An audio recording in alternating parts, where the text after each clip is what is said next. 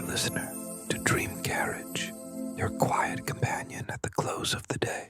Here you are safe. Here you are invited to set down the weight of the hours behind you and to rest in words that move slowly, gently, like a train gliding through the night.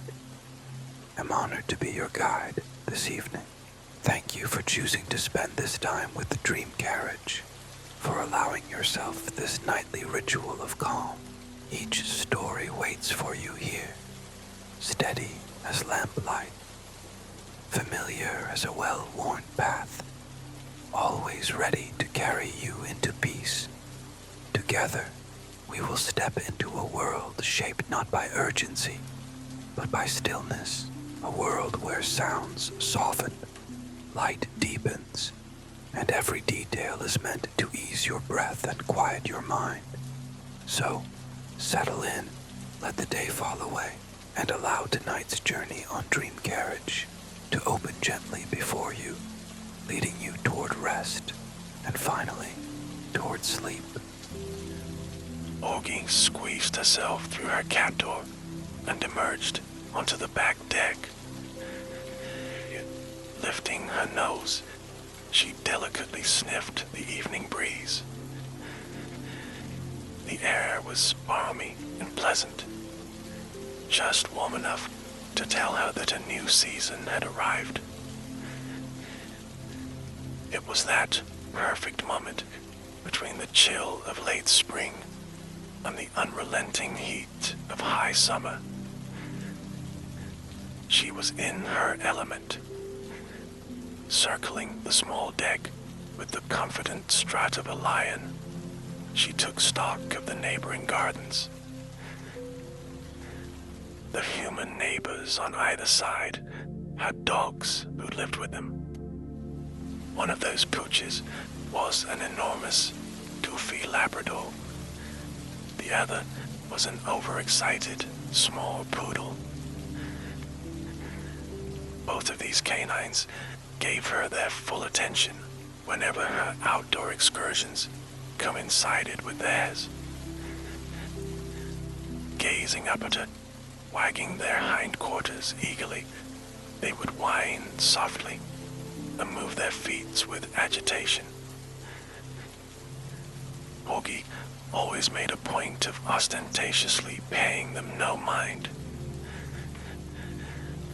Leaping up onto the railing, she would walk the full length of the porch area, behaving as if her neighbor pets were too boring for words.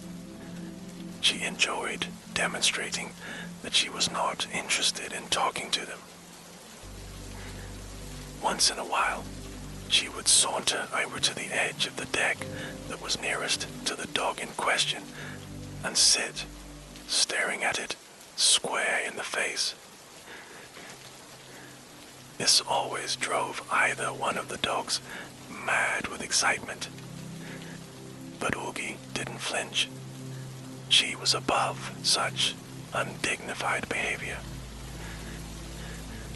Tonight, no dogs were visible. She took her time sniffing the flower pots, inhaling the scent of the fresh basil, the rosemary, and the parsley that grew inside them. The lady human spent such a lot of time fussing over these plants. They smelled interesting and were very mysterious. Augie nibbled experimentally on the parsley and then worked her jaw, unsure of whether or not she really liked it. Hopping up on the railing, she paused with her head tilted back and enjoyed the moment. A sweet, strong breeze blew her long, silky fur back from her face, activating her enormous white whiskers. She relished the feeling of the outdoors as the light wind rippled smoothly from her proud head to the end of her fluffy black and white tail. She switched that tail up onto the railing and wrapped it neatly around her little white paws. Like ankle socks, they clearly marked the bottom of her satiny black front legs. Twilight had fallen, illuminating the solar lamps that were installed at regular intervals along the railing. Orgy stirred and walked over a couple of them, stopping when she reached the flower boxes. The humans had recently installed these rectangular planters and filled them with petunias. The pink and white flowers spilled exuberantly out of the boxes, hanging over the rail of the deck for all to admire. Orgy sniffed them and briefly enjoyed their perfumed scent. But her enjoyment was replaced by annoyance. These flower boxes now blocked her railing runway, which she had formerly strutted end to end without obstacles. Testing the soil under some of the petunias with her pole, she considered tramping over them. Then she shook the black dirt impatiently off her pristine white sock. No, it wouldn't do. This idea was too messy. Instead, she turned and faced the artfully landscaped back garden and scanned it with an expert eye. The fact that there weren't any barking dogs meant that some of the more timid animals might appear. It was just the time of evening when they tended to emerge. She sat completely immobile, with only her nose twitching and her handsome bib of white chest fur ruffling in the wind. Then she saw it. A rabbit hopped right into the middle of the yard and sat still in the light from the rising moon. Sniffing here and there, it meandered left and right. Then it turned and appeared to stare at her, sitting up slightly. Orgy froze and her eyes narrowed. Viewed from the front, she was like a statue. From behind, any human might have observed that she was like one of those cat clocks with a swinging pendulum tail. Tick, tick, tick, it went, moving tersely back and forth. As far up on the deck as she was, she would not be able to chase this rabbit. However, she could imagine doing it. After a time, the rabbit turned away and hopped out of the beam of moonlight, disappearing into the recesses of the garden. Orgy relaxed and began to wash her face with her paw. Having completed her nightly rounds on the deck, Orgy realized her tummy was rumbling. Squeezing back through the cat door, she could see that her bowl was completely empty. She sat down next to the bowl and stared at the humans, who were enjoying their customary TV show nearby on the couch. For the most part, they ignored her. However, once in a while, one of them would catch her eye, and she would stare them down, hopeful that the guilt would spur them to action. When the staring didn't work, she sauntered over and stretched out on the ottoman in front of them, making herself very long and showing her fluffy belly. One of the child humans reached out and petted her, but no food was delivered, and the TV show continued.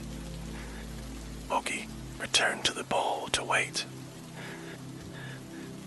Finally, She could tell they were doing the bedtime things. The small humans headed upstairs first, and the parents began opening and closing the dishwasher and filling cups of water. Before turning off the kitchen light, the man measured out her dry kibble and piled it in the bowl. She ate half of it immediately, making crunching noises as they left the kitchen. Feeling full again, she turned to her water bubbler and lapped the fresh stream of water from the fountain, spraying little droplets on her nose. The stream of water splashed irregularly into its receptacle around her face, making a pleasant pattering sound. When she had quenched her thirst, she licked the stray droplets of her fur with a swipe of her little pink tongue. The sounds of bedtime preparations emanated from the upper floor of the house. The TV droned on quietly in the big bedroom where the grown-ups slept. Meanwhile, the small humans seemed to be completing their nightly ritual at the bathroom sink. Water was running, and toothbrushes clattered lightly in cups. She padded across the family room and silently climbed the soft, carpeted stairs to the upper level, arriving in time to see boys disappearing into bedrooms and feet going up bunk bed ladders. Within moments, hallway lights were off, doors were closed, and the big humans had retreated to the room with the TV. Ogie sat in the silent hallway, feeling the household shift from daytime to nighttime. She was in charge now. Tripping lightly down the stairs, she sashayed over to the forbidden kitchen counter and hopped up. Threading her way between the fruit basket and the salt and pepper shakers, she traversed the length of the breakfast bar, boldly going where she knew she was not allowed to go.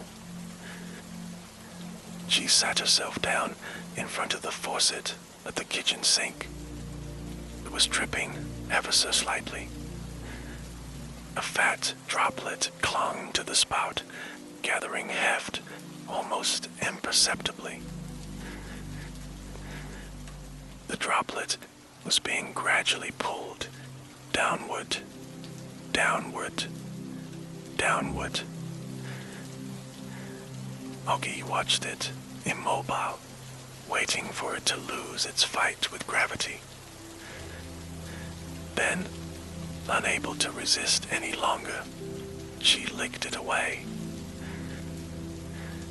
She did not have the patience to wait for another drop. One was enough. Returning to her starting point on the counter, she spotted a pencil.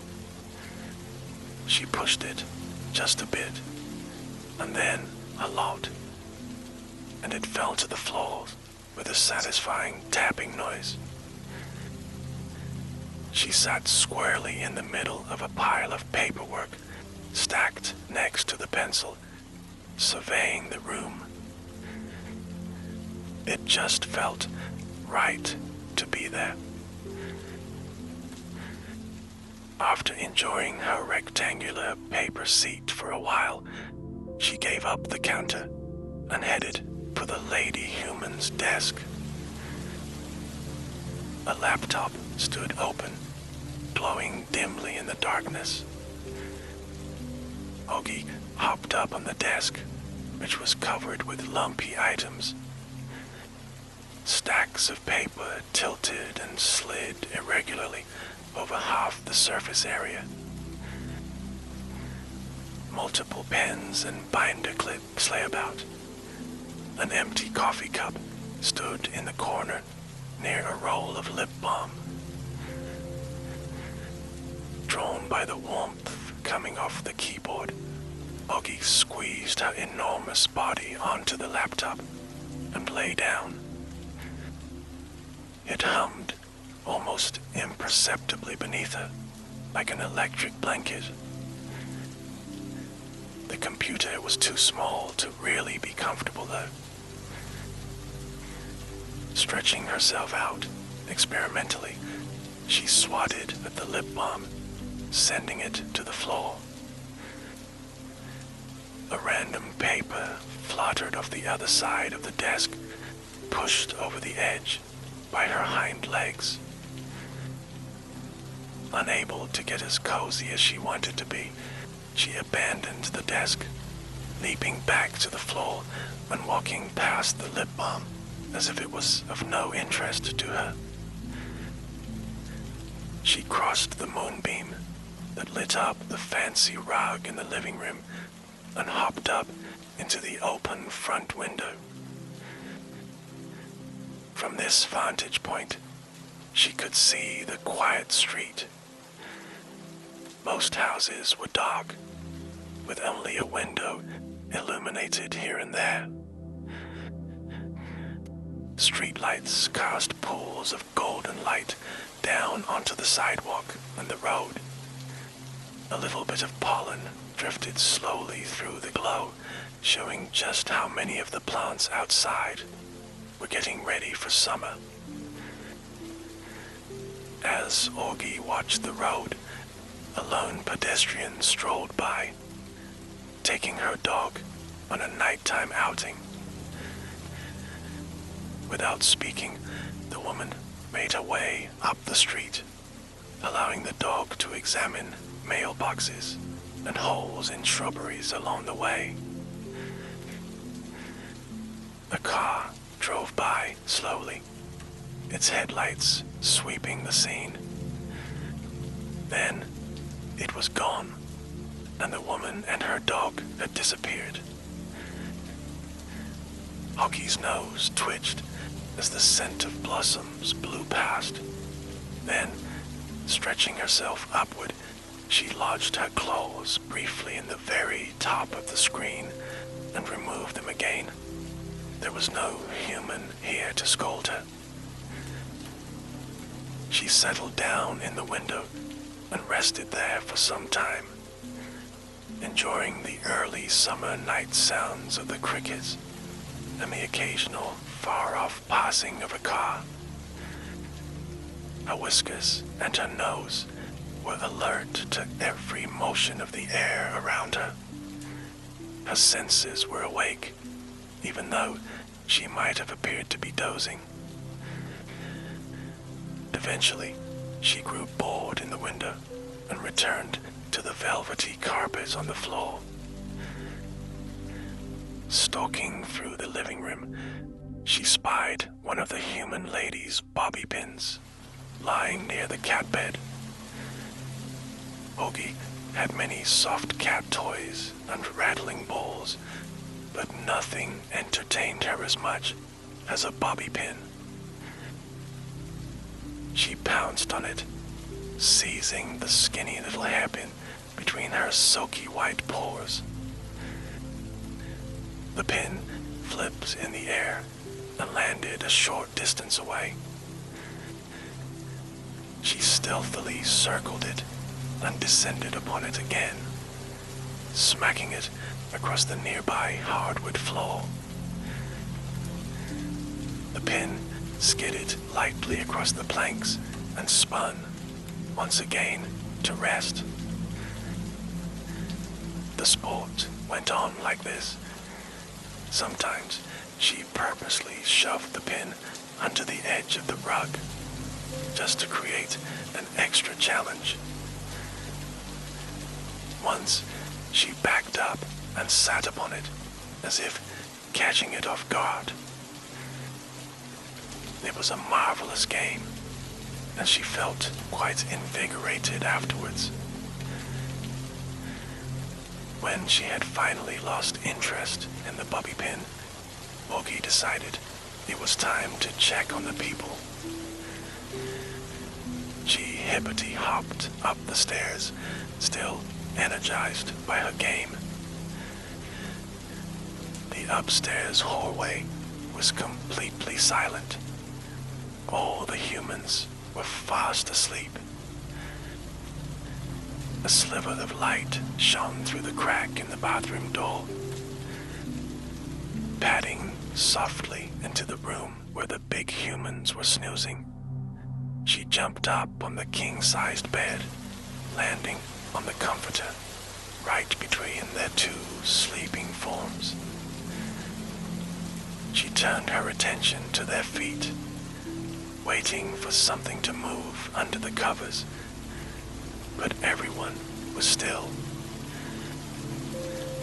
Making a soft, purring sound, she walked up to the man's face and put her nose close to him.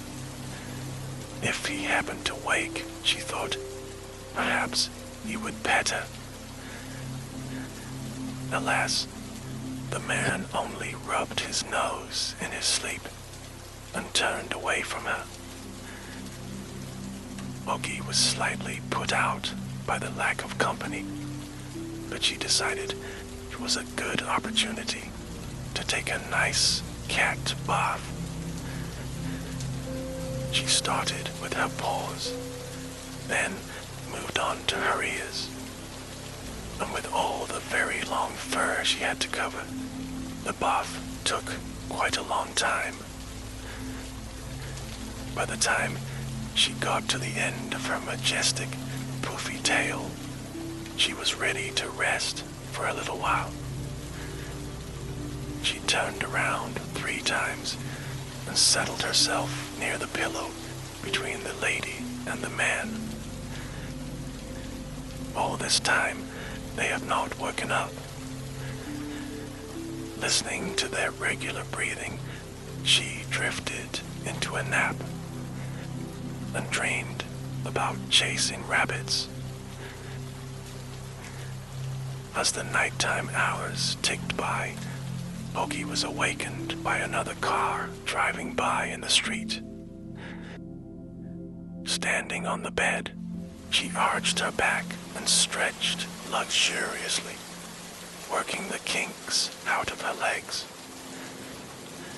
Then, walking to the bottom of the bed, she stepped onto the wooden storage chest that sat there, launching herself onto the top of the nearby clothes hamper. The woven baskets wobbled unsteadily under her weight. It was a little bit small for her to use as a perch, but she liked sitting there sometimes anyway. This time, unable to settle herself comfortably, she sprang back onto the floor. The force of her feet pushed the hamper in the opposite direction, and it tumbled over with a dull thud. Ogie jumped a few feet away from it and observed the fallen basket placidly. It lay horizontal on the floor now. The people seemed to sense deep in their dreams that something had happened. The lady turned over and resettled herself, and the man shifted his position. However, they did not wake up. Unconcerned about the mess she had made of the clothes hamper, Ogie turned and strolled into the bathroom. The moonlight streamed in the window, lighting up the black and white tile. Winding up her strength, she sprang into the clawfoot tub. It was a delightful container, smooth and comforting, and not too big.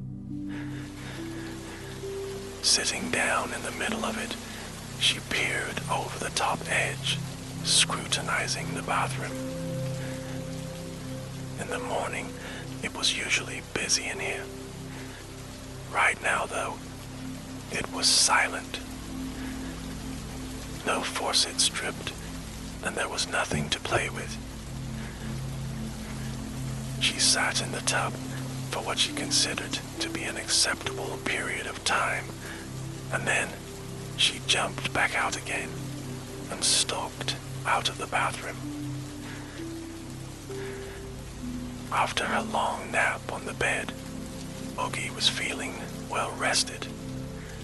The upstairs was no longer entertaining. Padding back down the stairway to the main level, she went and plopped down in the middle of the living room. She was bored. Sitting in the moonbeams on the living room rug, she meowed indignantly several times. Then she waited and listened. The humans did not respond. Giving up on her noisy protest, she returned to her food bowl to eat the rest of her dinner. She wanted that bowl to be completely empty when the people got up in the morning. Otherwise, there was no guarantee they would refill it. When the food was all gone, Oogie positioned herself in the windowsill that overlooked the back garden. The sky was beginning to lighten just a little bit, although the moon still shone optimistically. The streets were quiet. As she watched, a gray squirrel came darting across the wooden rail of the deck where she had been sitting a few hours ago. It stopped at the newly planted flower boxes, removed a large nut from its mouth, and began industriously burying the nut under the petunias.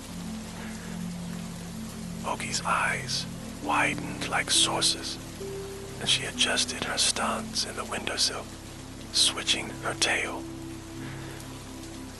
She was on high alert. The squirrel made quick work of burying its treasure and sat up on its haunches, peeking left and right. Then, as quickly as it had appeared, it was gone, leaping into a nearby tree. Oogie tracked its motions as it vanished into the branches, shaking them as it went. Some late blooms from the tree fluttered slowly to the ground. Oogie relaxed into the windowsill again once the small intruder had left. She put her nose against the rough weave of the screen, sniffing the perfume of the early morning breezes. It was going to be another beautiful day. When she had been resting there for a while, a movement caught her attention down in the garden. Following the shadow with her gaze, she realized the rabbit was back. The same cheeky creature was slowly meandering about on the lawn, as if it owned the place. Oogie quickly hopped from the window and ran down the stairs to the glass sliding door in the basement. Sitting in front of it, she had a close-up view of the movements of the bolt of a rabbit. To her surprise, the bunny turned toward the house and hopped right up to the glass door.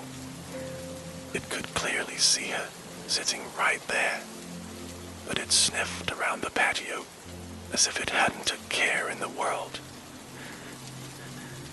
Unconcerned about the massive feline staring it down from inside the glass, the rabbit canvassed the patio freely. Then, apparently done with its adventure, it turned and made a sprightly exit, disappearing through a hole under the fence. Oogie was indignant. She would do a better job of staring down that rabbit next time she was out on the deck. As she turned and prepared to go back upstairs, she heard the coffee pot turn on. One of the adult humans was finally up.